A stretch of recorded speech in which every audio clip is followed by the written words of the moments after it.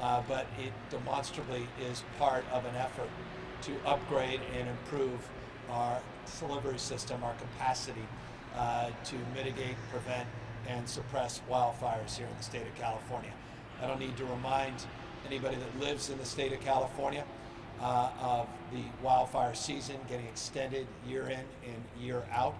I don't need to remind anybody that was impacted directly or indirectly by the 628 fires that we had just last week here in the state of California about the seriousness and resolve to which we place on making sure that we are prepared for every wildfire season. As we enter into July, August, September, extending into October, and as has become the norm now, not the exception, even November, we refer to this time of season peak wildfire season. We have had to date, at least through July 5th of this year, from January to July 5th, some 4,112 wildfires. That represents a significant increase over last year. In fact, last year there were 2,580 wildfires. 4,112, 2,580, is the average that we experience on an annual basis. The good news, despite the significant increase in the total number of fires that we've experienced to date, is that the size of the fires have been contained, substantively so. In fact, average now, these wildfires about 6.6 acres. We have a goal to get to 95% suppression under 10 acres for each wildland fire. We've been exceeding that goal.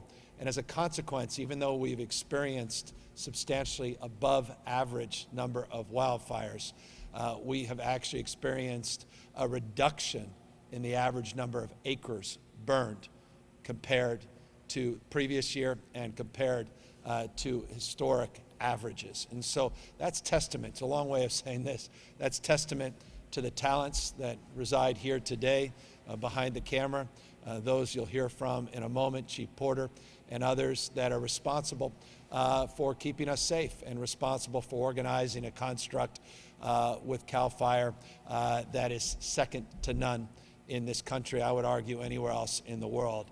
A force of firefighters that is about as professional as it gets, about as experienced as any force anywhere in our country, and now is better equipped than ever.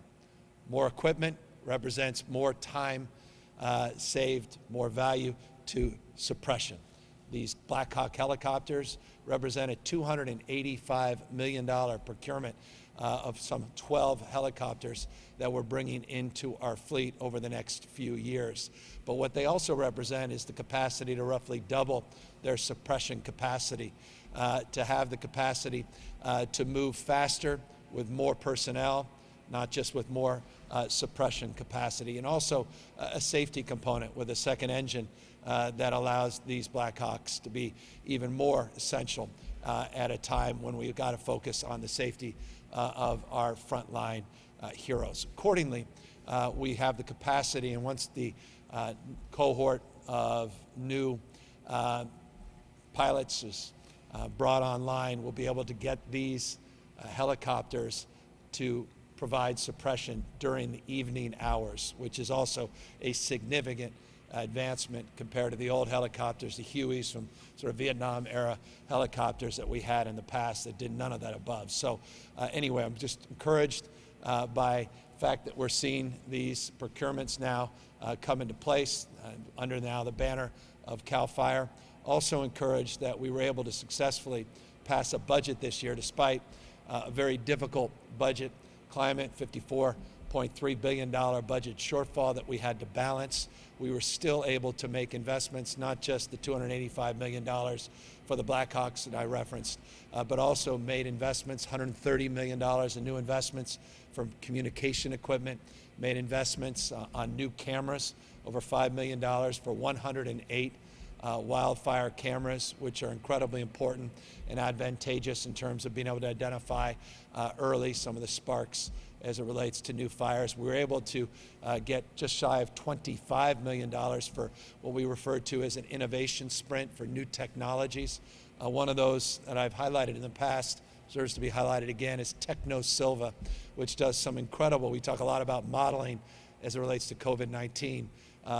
Techno Silva does some incredible wildfire modeling that really helps advantage some of our planning and preparedness work throughout the state of California. Again, all of those additional investments that we were able to make despite the constraints of a very difficult budget year. One of the more important, though, investments we made was an $85.6 million investment to provide a new permanent workforce for CAL FIRE. We're adding an additional 172 members, full-time equivalent staff to our team. That is a significant increase. Those are not seasonal workers. That's baseline support for CAL FIRE. Again, during a difficult budget season, that was not necessarily something many people anticipated we would be able to accomplish, and that was accomplished because of the leadership of the legislature. I want to thank both the Senate leaders as well as Assembly leaders for supporting these budgets and advancing the collective cause of vigilance to keep us safe and prepare for our wildfire season. So with the additional permanent staff now, additional resources you see behind me in terms of equipment, more sophistication in terms of suppression and tactics based on new technologies that we procured. We believe, despite the fact we've seen an increase with a very dry winter, an increase in the total number of fires, that the team here, Chief Porter, his leadership, entire Office of Emergency Services is up to the task. But I say all that very soberly on the basis of the fact that just in the last 10 years, 5 of the most destructive wildfire seasons we have incurred. I don't need to remind you of where we were just 24 months ago, talking about Paradise. And of course, last year, even though it was a below average year in terms of wildfires, didn't feel like that for people in Southern California or in Northern California, or certainly those directly impacted by the ravages of some man-made disasters, but also Mother Nature. And I am not going to be sheepish. I won't be shy. The hots are getting hotter.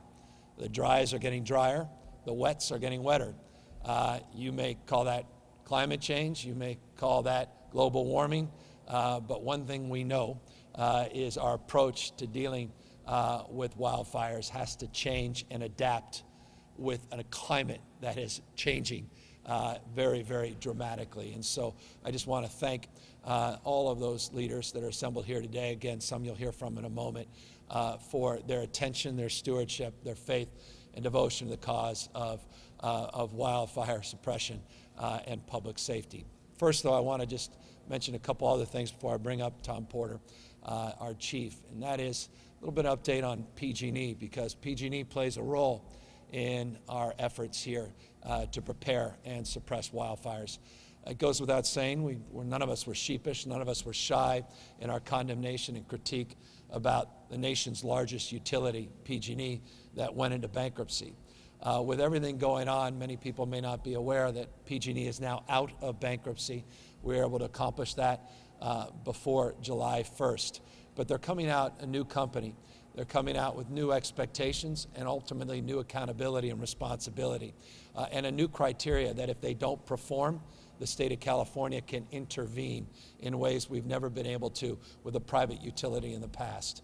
It's important to note, part of the emergence from bankruptcy, PG&E, they're required to do things in the past they've never been required to do on vegetation management, on updating and modernizing their grid, on hardening their infrastructure, on sectionalizing parts of the grid so they could be more precise in terms of when they turn off that power and how quickly they can turn on that power, on weather monitoring stations, on their own infrared evening capacity to get lines back up and to ultimately procure the personnel that are required for the work that they need to do on wildfire safety. There's a new wildfire safety division. There is a new wildfire safety advisory group made up of experts. The state of California has its own monitor that's currently in PG&E, monitoring their progress to transition. There's a $5 billion obligation that PG&E has to invest, and utilities broadly to invest in hardening their infrastructure, undergrounding wires, and that is a requirement that does not come with a profit attachment, meaning those of you watching don't have to pay the costs associated with the return on the investment of that size that they have in the past typically sought. We have much more aggressive oversight at the Public Utilities Commission, which is the authority that oversees our 3 large IOUs, our investor-owned utilities, including PG&E. And there's a framework of engagement with a new board of directors. 11 of the 14 members of the PG&E board have been replaced with a new board, a new CEO.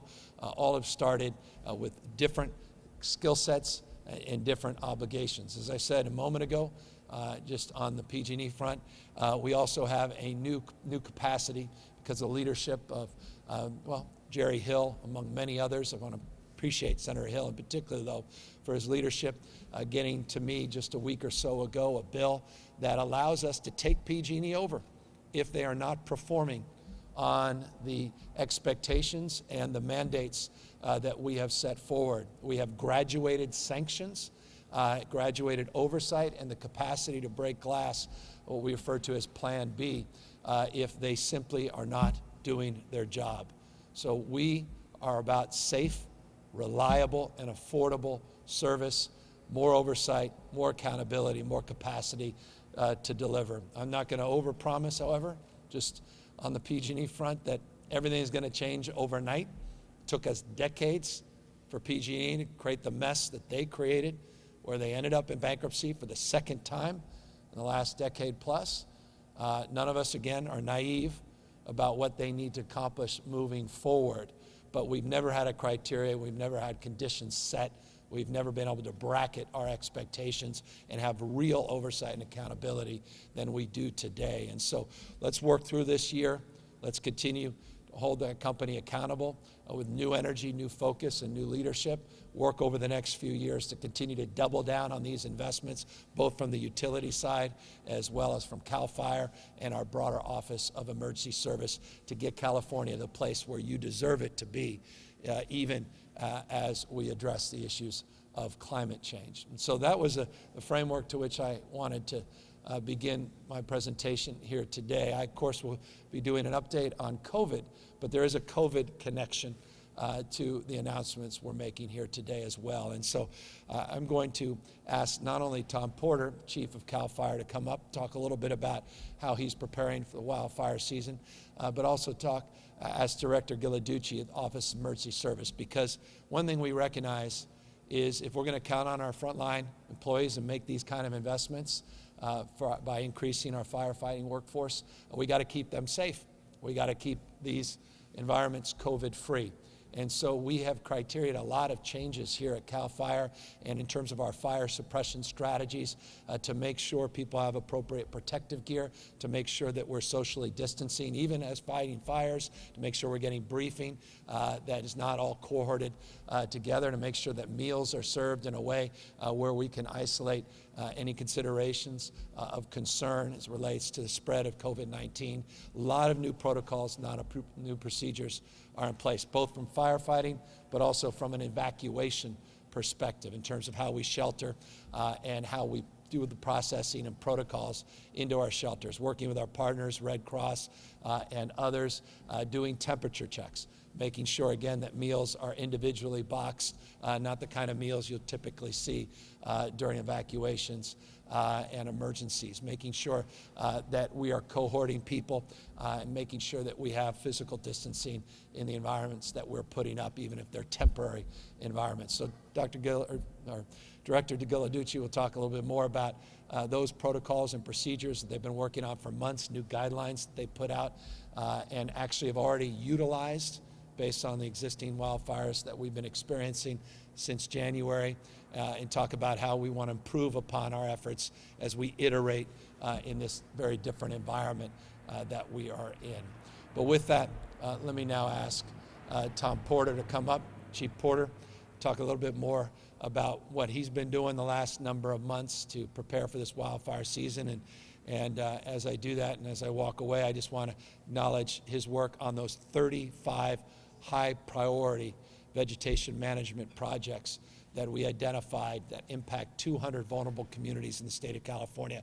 Their team delivered on all 35. They got those projects done. These are fire break projects. These are projects that had a socio-economic frame, not just a frame around acuity of concerns in terms of high-risk, vulnerable areas for fire suppression, but also on the basis of communities that don't necessarily have the resources that many others have, making sure that in trailer parks, around trailer parks, or where people don't have access to vehicles where they can move quickly or don't have other resources, that we also prioritize those individuals as part of this 35 cohort. And I just want to thank Tom for identifying that a year ago, moving on that, and finally delivering on that last project, which was up there near Highway 17 around Santa Cruz. Finally, that project, which was a stubborn one, finally got done. Thank you, Tom Porter. Happy to take a question.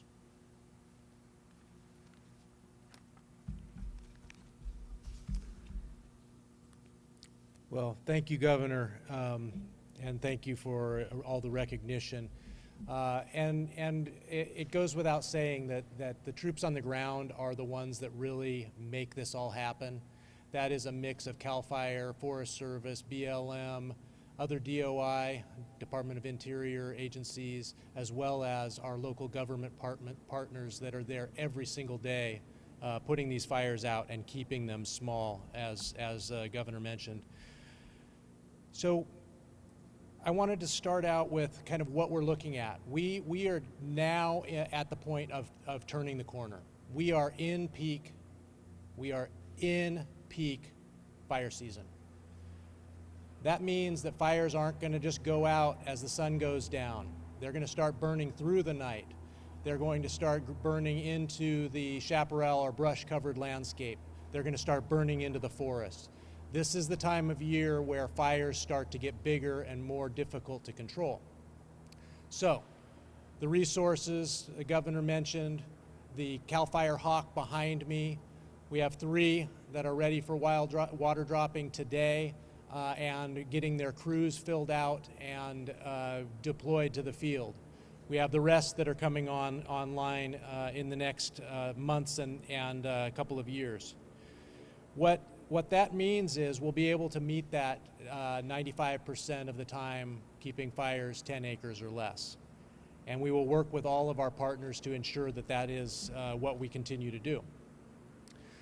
What we need from you, the public, is a continued vigilance. We have finished the 35 projects. We are continuing with an additional list of projects that follow that. And we are not going to forget that we need to come back and maintain the 35 projects. So this is an ongoing commitment to you, the public, that we will maintain and look to further that effort that was undertaken in the last year. But we need you also to be vigilant, identify fires early, call them in. The cameras work great, but sometimes the phone is faster. So call in fires. Note suspicious activity. Just in this calendar year, just 2020, we have already arrested, and this is only CAL FIRE law enforcement, has already arrested 45 arsonists. 45, just in the 7-month period that we're currently in for this year. That is because of tips that come from you, the public. We need to have that information. And then, as we start to respond to fires and there are evacuations, there's already been evacuations here and there on some of the smaller fires that we've had thus far. Public is starting to see how those are going to go. Director Ghilarducci will give more detail about that. We need you as the public to wear your mask. Your mask is what's going to keep you safe from infections coming into your community, as well as keep our firefighters and emergency responders safe from taking infection out into their population. We really need you to wear the masks, and we're all wearing masks here today. That is my expectation, that my firefighters are doing the same, and that you, the public, are helping us with that messaging. So we will continue to commit to aggressive initial attack. That is the point in time when we can reduce the impact to wildland fire to the greatest extent. If we can keep fires small, we will do everything in our power to do so. That will reduce the impact on the population, on health, and everything that goes along with it. It'll save budget as well. So what you'll hear is me calling for now painting small fires. We need to put as much retardant on the ground around wildfires as possible, as quickly as possible, in order to keep fires small. Retardant keeps fires small by allowing the time to get fire crews in and cut line around. That is absolutely important. It needs to happen on every single fire, regardless of jurisdiction. We will make it happen. We have the air fleet to do so. With that, I'm going to circle back.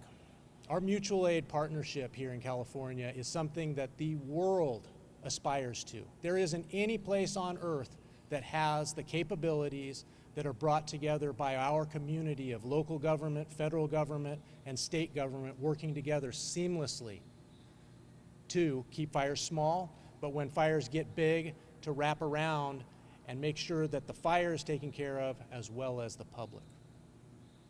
With that, I'm going to turn the mic to Director Ghilarducci. Thank you.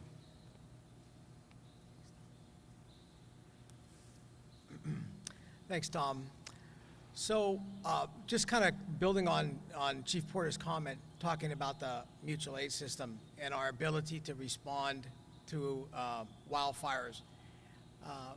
In this particular year, with COVID, a little bit more complexity, the need to make sure that all of our mutual aid responders, all of our firefighters, and the public are aware of what to do when we may have an evacuation and how we're going to do things differently in the event we need to set up a emergency shelter.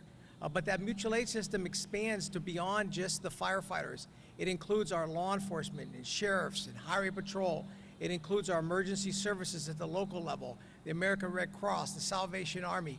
These are all entities that come together to help us through the process of making sure that all of you are kept as safe as possible during these events.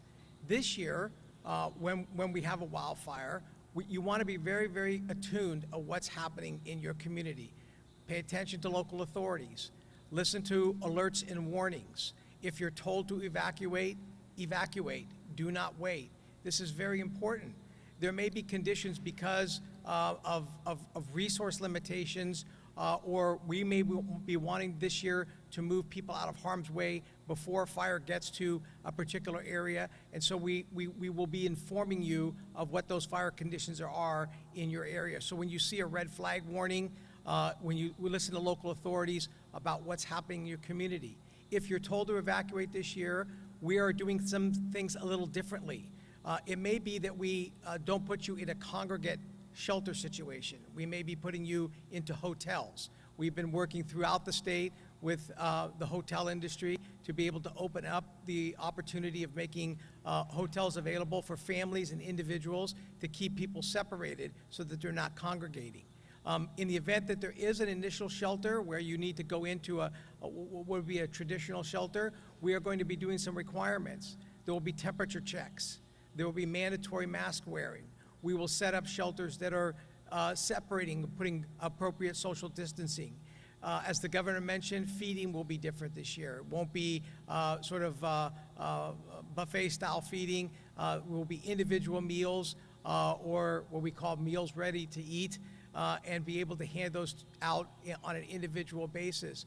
There will be enhanced nursing staff or medical staff to ensure that we can account for individuals with access and functional needs, or if there's any other particular problems. And we may be doing some segregating from people who may be COVID positive, separating from people who are not COVID positive. So there's a number of things that we have built into this system. We have built new guidance through our California Department of Social Services, through the American Red Cross, and through the Office of Emergency Services. This was a collaborative effort with our fire and law enforcement community. And we also built around that new evacuation protocols about how best to be able to address individuals in a COVID environment. So a number of things are happening a little bit different this year, but very much important to be able to continue to keep everybody safe and secure. Now, that also extends to our firefighters, and as the governor mentioned, the way we do briefings, the way we feed our firefighters, it's absolutely imperative that we keep our firefighters, our emergency responders, all of the folks that are responding to these wildfires as safe as possible, so that we can make sure that they can get the job done, they can get the fires out, and they can move on and back to their families and back to their fire stations. So this year, be aware, listen to recommendations, and also let me just reassure everybody, we're all coming together on this. We've thought it through, but this is a partnership that also includes all of you. It's not just a government issue. It is also a partnership. So please, have a plan, get a communications plan, understand your evacuation routes where you live, have more than one evacuation route, should one become blocked, and listen to authorities as they give you their guidelines. Thank you. Well done. Thank you, Director Ghilarducci, and thank you to Chief Porter.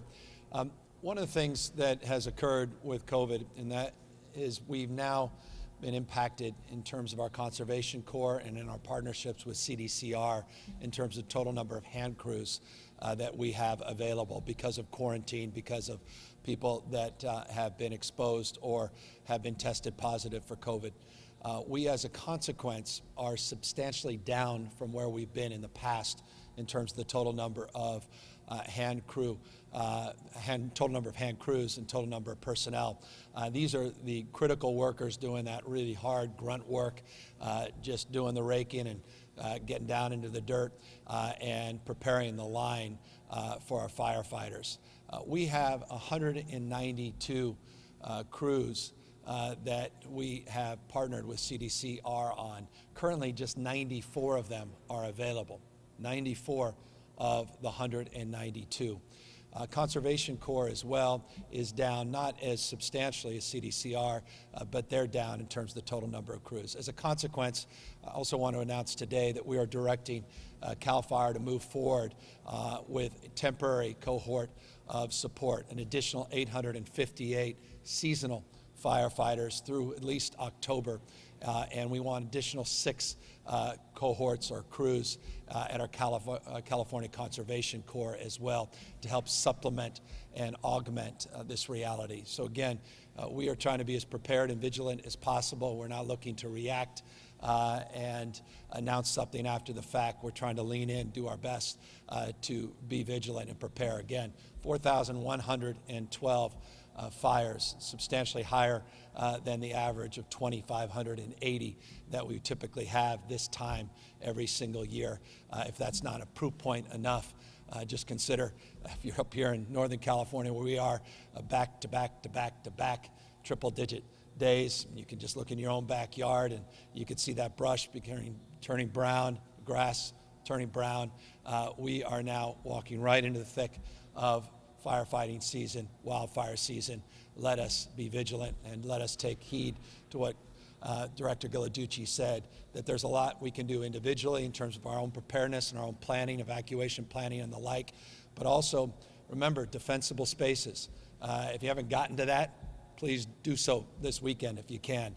To the extent you've been thinking about doing a little bit of home hardening and you haven't done it, you may want to reconsider about the opportunity to do that, because this is the time to do this. Don't dream of regretting. Let me speak about other plans, other efforts that are underway as it relates to suppressing and mitigating the spread of COVID-19. We yesterday are reporting an additional 7,031 individuals have tested positive for COVID-19. When you look at the 7-day average, and increasingly I hope we can begin to focus on the 7-day average, as the day-to-day doesn't always give you a real sense of where the trend lines are. It's a more episodic number. But when you look at the 7-day average, we currently have 8,043 positives that we've averaged over a 7-day period. 7,031 the last reporting day, 8,043, which is the rolling 7-day average. Speaking of the 7-day average, we have a 14-day positivity rate that we share with you often. The slides, if any of you tuned into our slide presentations, the 7-day average as well. Both the 14-day positivity rate in the state of California and the 7-day positivity rate in the state of California are at 7.3%. 7.3% positivity rate, both 14 and 7-day average in the state of California. We have lost over a 7-day period. We've averaged 73 lives lost in the state of California, 73 a day. We talked about this on Monday. We saw a weekend where we were down to 6, 20 on Saturday, 6 on a Sunday. And there's a little bit of lag in some respects on reporting. We had a few folks come in from San Bernardino last night, reports come in from San Bernardino as an example, where they were at 0 and all of a sudden at 21. There may be some reporting questions there, and that's why I think this 7-day average is really where I want to focus our efforts. Consequence, when you just look at that one day, it was 149 that were reported yesterday. But I want folks to take a look at some of the reports that came in from some of these counties. I think it's really more responsible for all of us to share the 7-day average and not focus on 6 one day and 149 a week later. Devastating, each and every one of those 6, more devastating to even contemplate what families are going through, those 149 families that have lost a loved one and what they're dealing with as it relates to a loss of someone near and dear. And it's just a reminder, my gosh, what more reminder do you need, not only in terms of the spread, transmission of this virus, the ubiquity of this virus, not only throughout the state of California, but increasingly all across this country. But the mortality rates are still front and center and should be in your consciousness. For those that just think that now people are getting it, no one's dying, that is very misleading. In fact, it's fundamentally untrue. And California's numbers that we're reporting over a 7-day period, averaging 73, 149 yesterday, are testament to that point, how deadly and devastating this disease continues to be in the state of California, and how incredibly important and essential it is that you wear face masks, face coverings, practice physical distancing, wash your hands, practice the kind of hygiene and sanitation that hopefully by now we've all been accustomed to since the beginning of this pandemic. So that's an update briefly. I want to just update you. To the extent we had slides, I'd be presenting hospitalization numbers and ICU numbers. Again, proving the episodic nature, day-to-day nature of some of these things. Our hospitalization numbers went up modestly yesterday, 0.4%, and our ICU numbers actually went down yesterday, 0.1%. That doesn't tell me anything. Again, I look at those rolling 14-day averages. That's what I share with you on a consistent basis. And remember, hospitalizations yesterday over a 14-day period have increased 44%. ICUs had increased yesterday by 34%. So just because they went down marginally yesterday isn't of itself a trend line and shouldn't in and of itself be a headline either. So that's the hospitalizations, ICUs, deaths, total number of new positive cases, rolling averages. We're experiencing over 14-day period. We continue to do more to monitor and work providing technical assistance with the 26 counties that are currently on the monitoring list to make sure that their needs are met. And I will, in closing, before we open up to questions, just highlight Tulare County, Imperial County, LA County, Kings County continue to be areas of disproportionate focus for our team as it relates to the current trajectory of the virus in those communities and current capacity to meet the needs in those counties. And so with that, let me happily answer any questions you may have. Hi there, Governor. This is Colby Bermel from Politico, California, in Sacramento. Cover energy. Thank you for taking the time, along with Directors Porter and Ricci. A few fire questions to start. This is for either Governor Newsom or Director Porter. Will regular and/or inmate fire crews ever be at full strength this season? And how important are inmate fire crews to California's overall firefighting effort and throughout the West? Yeah, we've had a partnership since the late 1940s with CDCR and the state as it relates to these hand crews. Goes back decades. And as I said, some of the toughest work that's done out there on the lines, some of the most important work is done by these hand crews. I noted a moment ago, and I'll reinforce it now, we had 192 crews in the state of California in partnership with the state and CDCR. We're down to 94 of those 192 that are quote-unquote active, and that's why we have some urgency to provide some supplemental support in terms of seasonal firefighters and address the need to do the same with our Conservation Corps members as well. As it relates to the essential nature of their work, when you have a chief and you have a director of Office of Emergency Service, much more interesting to hear from them and their perspective over the course of decades professionalism than from me. And let me take advantage of them being here, and they can answer that more directly. Thank you, Governor, and thank you for the question as well. So we are actively working and have been with CDCR to make sure that we're getting all of the inmate fire crew members that we possibly can through training and into camps. And so we will continue to do that. I don't expect this season to make it to full capacity with inmate crews. I think we do have the possible opportunity toward the end of season to bolster that and get close to where we were last year, which essentially was at about 75%. We were around 155 crews last year, and we hope to get to that number or close to it as well. But we are also looking at what the reality is. Right now, we don't have those crews, and we might not. COVID might infect firefighters and/or hand crews and keep them out of the firefight for a quarantine period or longer. And so the 858 firefighters that we're bringing on are going to be put into hand crew configuration, and they are going to backstop those numbers that we are down. So we're looking at that. You add the 6 additional exclusive use crews out of the CCCs, that's a few more crews available to us, and then we're going to work to make sure everybody maintains their health, keeps their social distancing. When in base camp at large fire operations, they will be considered a family unit because they're working so closely together. So they will eat together, they will travel together, they will work together, but they will be working, traveling, and eating separate from the rest of everybody. So there will be these family units that you'll see at base camp eating together, potentially not with masks on while eating, but when away from that dinner table, they'll be masked up and working on the fire line or getting R&R that they need in order to remain healthy and keep up the firefight. So that's where we are with the crews.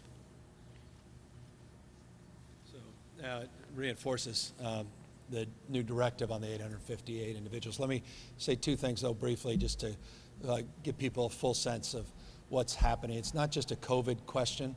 We have decompressed the prison system, CDCR, by roughly 10,000 individual inmates since March.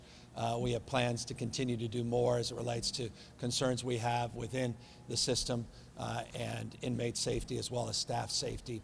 As a consequence of that and some of the camps where we've had to quarantine, we have 38 camps or so in the state, and we've had issues in some of those camps that brought down total number of available personnel, inmates, to help support these efforts that are the reason, the predicate foundation to which we are building this new cohort of seasonal firefighters through October, 858. And on the flip side of this fire equation, there are the residents, of course. On evacuations, how will you guarantee the health and safety of residents in the shelters, not just given the smoke from the fires, but now the coronavirus transmission like in close quarters? And a follow-up to that, if I may, will there be a shortage of already depleted masks, and will hospitals be ready to handle a possible surge this fall? Yeah, well, as it relates to masks, I made announcements yesterday about the success we've had, 189 million masks just from one vendor that we've been able to bring in the last 60 plus days, 79 million N95 masks, not just the 189 million procedure masks. We now have inventory of well over 250 million masks.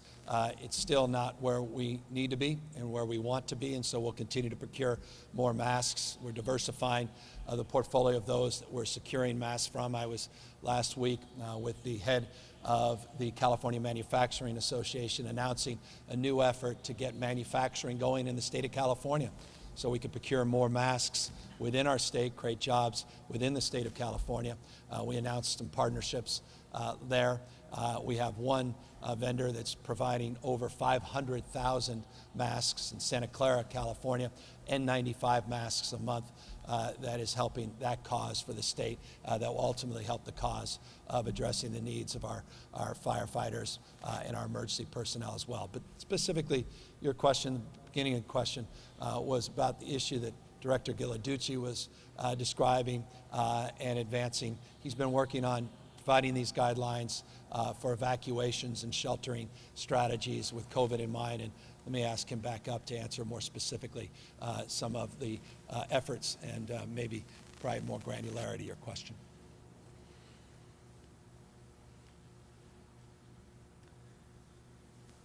So thanks for the question, and I think it really speaks to what we originally talked about different protocols that have been put in place with regards to how we're going to do sheltering this year during the COVID.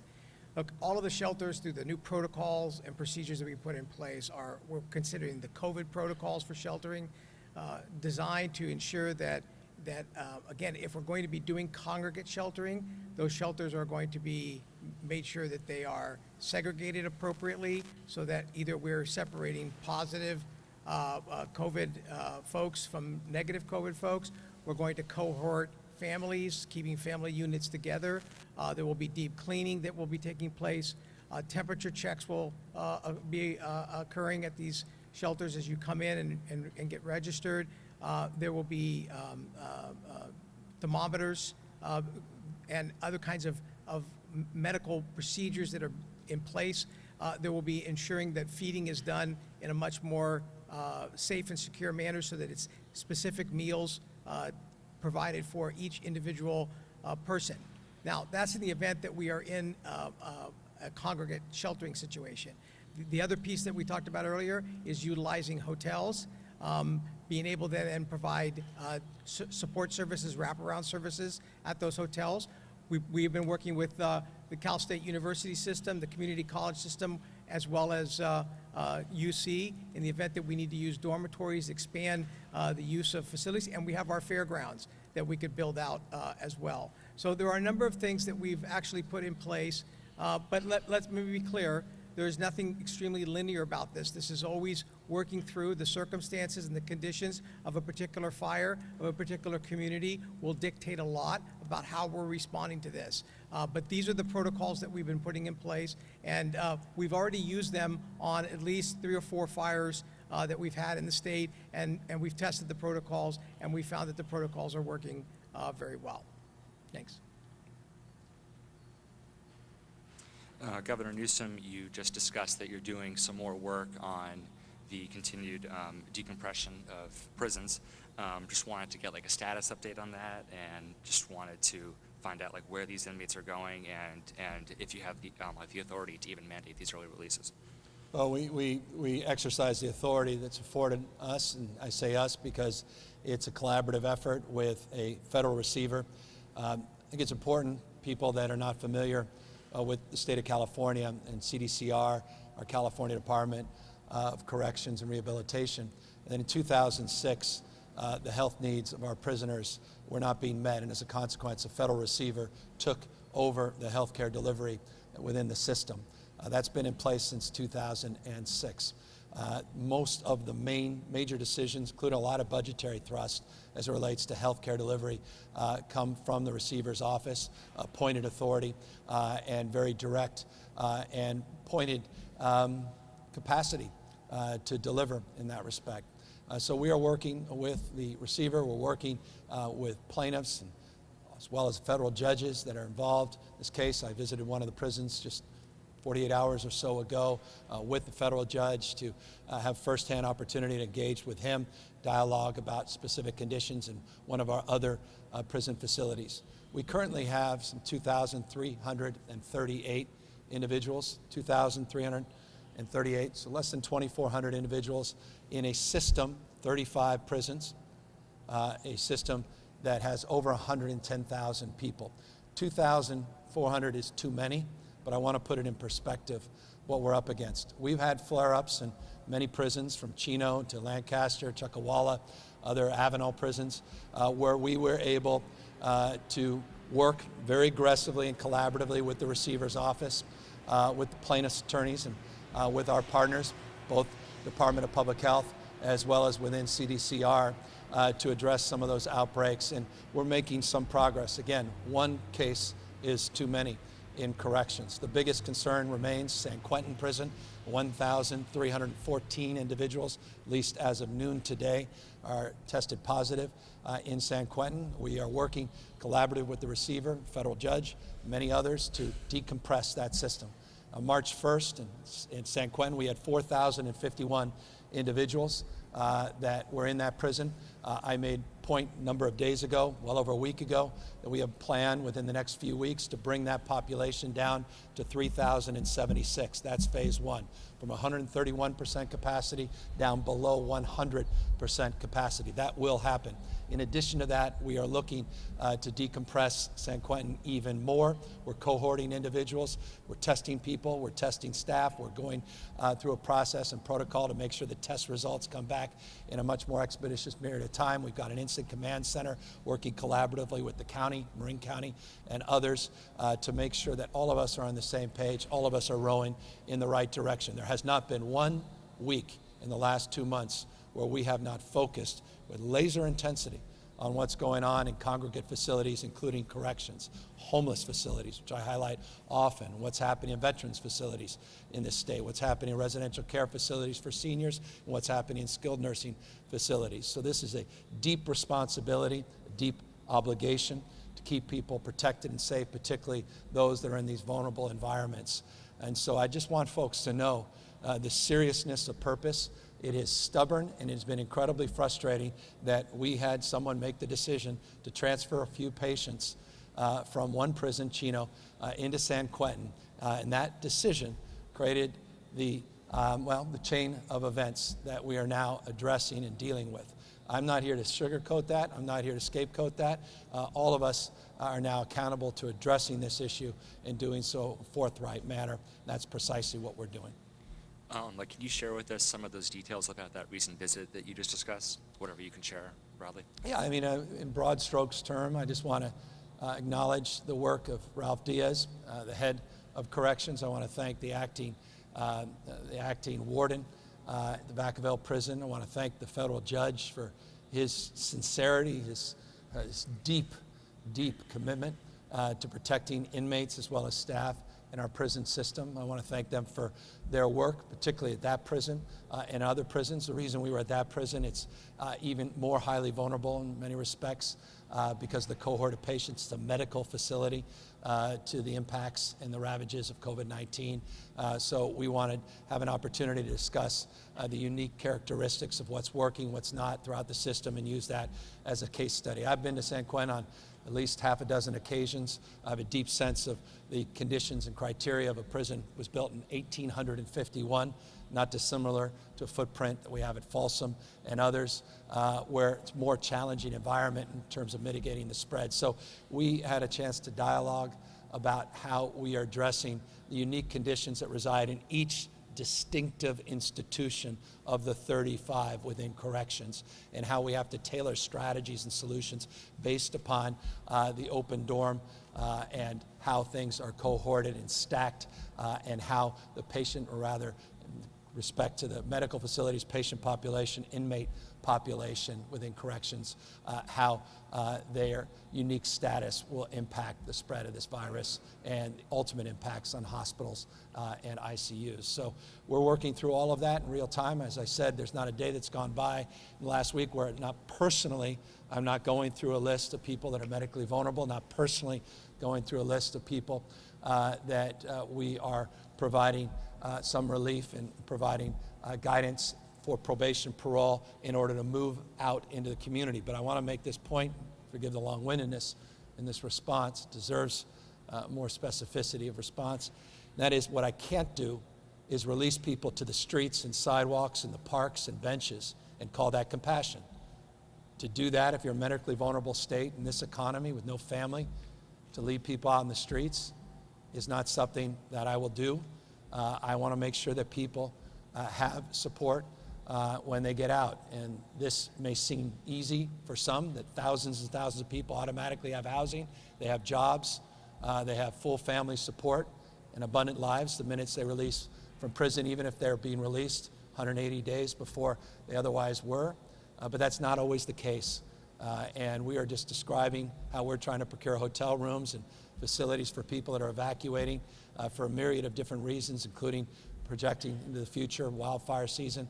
We have to do the same with the same responsibility, same intentionality for a cohort of individuals that are being afforded the opportunity to have early release. And so that's a work that needs to be done individual by individual. It's not perfect, and that's a process that a whole team of people has been underway for weeks and weeks and weeks. Over 3,500 cohort was released going back to April. We have thousands more that are in the queue to be released moving into the next weeks and months. All of them require specific strategy, individualized efforts and supports, and that's what the entire probation parole process is all about. Do you have any plans to visit San Quentin like in the coming days or weeks? There are some lawmakers and activists who are there now. Yeah, I've been, as I say, San Quentin on half dozen occasions, the extent the federal judge and others, we can make our way, happy to do that. But again, we've been visiting prisons consistently. I was in Solano a number of weeks back as well, not just in the Vacaville prison. I've been very active in this space on criminal justice reform, active participant in a number of campaigns, Prop 36, 47, 57, Prop 64, which I led the effort as it relates to decriminalization of cannabis as a criminal justice reform issue.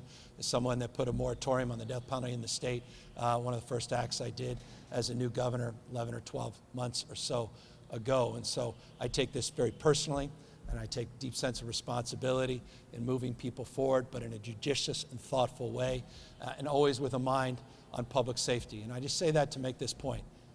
Just the other day, someone presented to me a case of an individual, a young child, the age of my son, that was strapped up in a closet with duct tape and was killed by a man as he bled out. That's not someone that's high on my list in terms of release. This is serious stuff, and it requires a seriousness of purpose.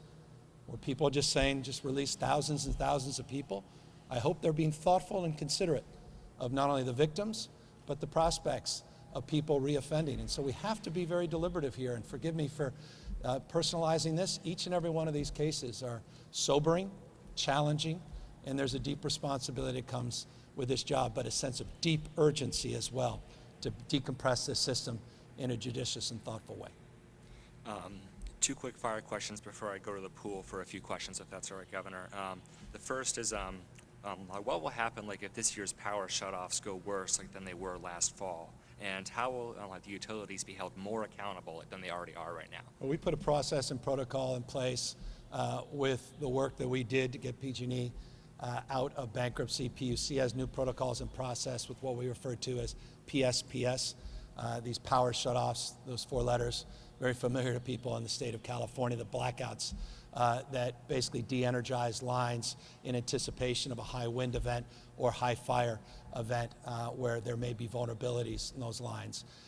The challenge in the past, it was an imprecise process. They did not have the sophistication, PG&E in particular, other IOUs more sophisticated, PG&E less sophisticated in terms of those protocols and how they can sectionalize those lines so they can shut off a smaller cohort of homes and customers and not the large swaths that they did last year.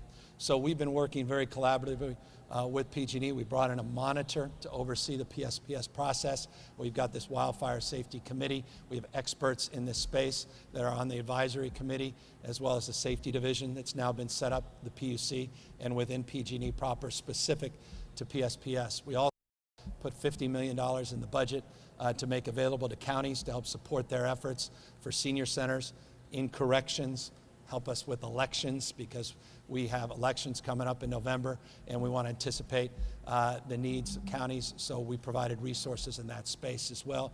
And it is our expectation, it is our absolute firm expectation that we see a diminution in the total number of incidences where PSPS is utilized, and the duration needs to substantially come down as well.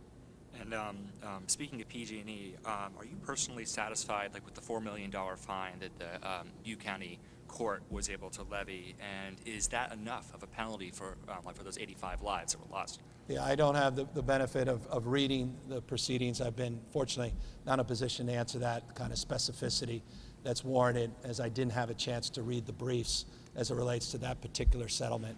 I will have avail that. A lot of priorities right now in front of us, including getting PG&E out of bankruptcy, preparing for wildfire season, making sure we're doing more, doing justice to those that are incarcerated, that are vulnerable, high medical risks to COVID-19, and addressing the spread of pandemic. I haven't had the opportunity to read the brief. Okay, thank you. And but several journalists have asked me to ask you that the CTA, California Teachers Association, yesterday said that the state schools are not ready, to safely reopen, just as President Trump pressures reopening in the face of the pandemic. The state budget deal said that schools should reopen to the greatest extent possible. What do you say to those teachers that have concerns about PPE, and other safety elements? And has your administration provided enough safety for teachers, staff, and students? Yeah, I'd say the same thing I said yesterday, that we need to, it's non-negotiable, need to keep people safe and healthy. We won't go back into institutions that we can't promote the kind of safety and healthy and hygiene that's required, not only to protect our kids, but staff. I made this crystal clear yesterday. That includes not just teachers, includes cohort of support staff from bus drivers to janitors and the like. So it's non-negotiable safety. I appreciated the letter from California Teachers Association. It's a spirit to which we are entering into the next phase of engagement with superintendents and with district leaders all up and down the state to safely reopen our schools. If we can't do that, then we will have to modify how we advance learning. And that other thing that's non-negotiable is we need to teach our kids. It is a default in the budget. You referenced the budget.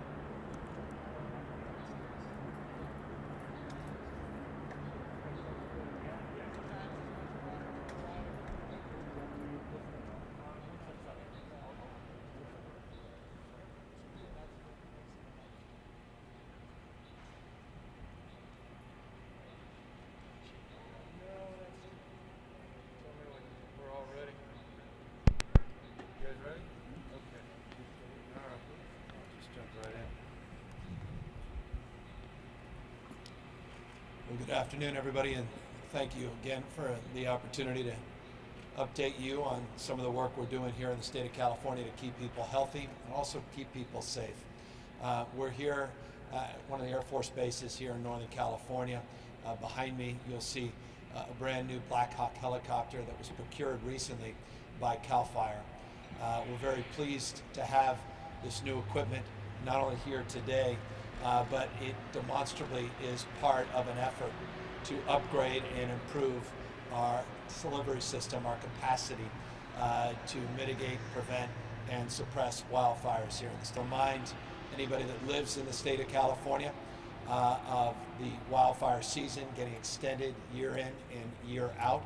I don't need to remind anybody that was impacted directly or indirectly by the 628 fires that we had just last week here in the state of California about the seriousness and resolve to which we place on making sure that we are prepared for every wildfire season.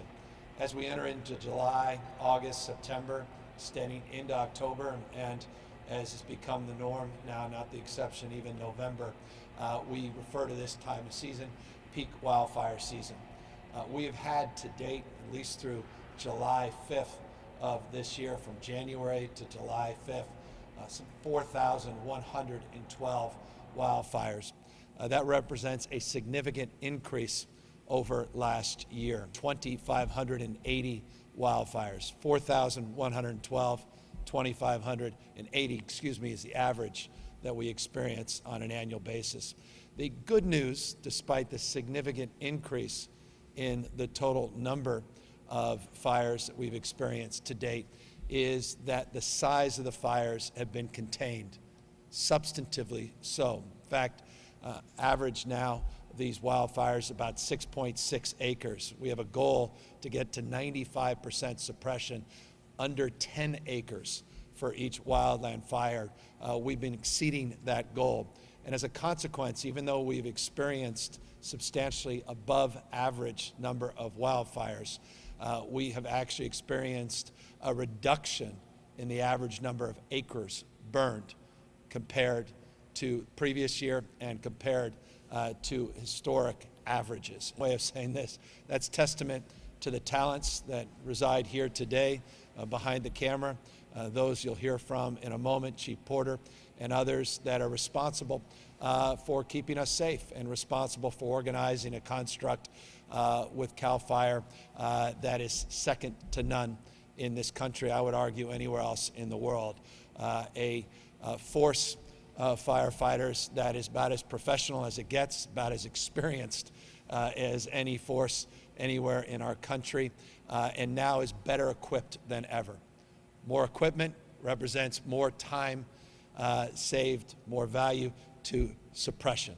These Black Hawk helicopters represent a $285 million procurement of some 12 helicopters that we're bringing into our fleet over the next few years.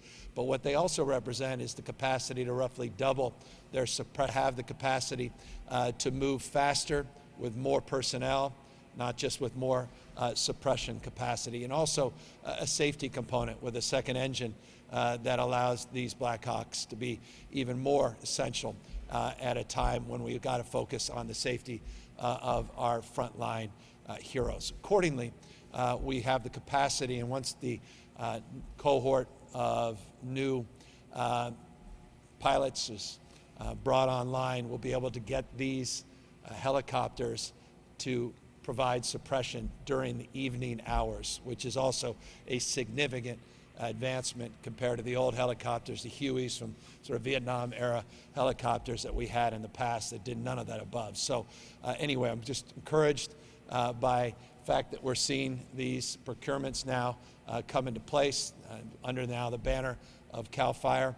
Also encouraged to pass a budget this year despite a very difficult budget climate, $54.3 billion budget shortfall that we had to balance.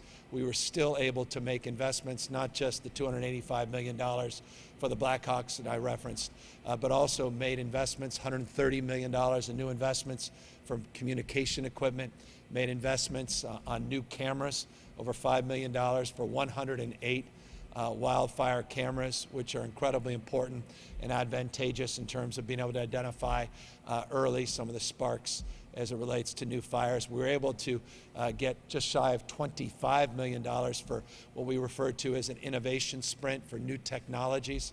One of those that I've highlighted in the past, deserves to be highlighted again, is TechnoSilva, which does some incredible, we talk a lot about modeling as it relates to COVID-19.